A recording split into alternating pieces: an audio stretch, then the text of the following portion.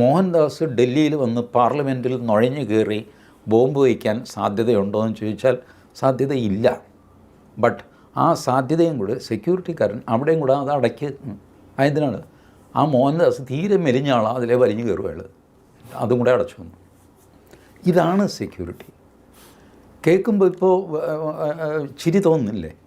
ഇങ്ങനെ ചിരിക്കുന്ന ഒരുപാട് കാര്യങ്ങൾ സെക്യൂരിറ്റി ചെയ്യും. അങ്ങനെയാണ് അവർ ഇത് നിലനിർത്തി കൊണ്ടുപോകുന്നത്.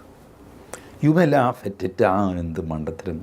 അങ്ങനെയല്ല, അവരെ സമയത്തോളം അതും ഒരു പോസിബിലിറ്റിയാണ്. Every possibility is to be blocked. അതാണ് ഒരു security mind. The other thing, നമ്മളുടെ ഈ സാധാരണ ഒരു സിനിക്കൽ ചിന്താഗതിയാണല്ലോ.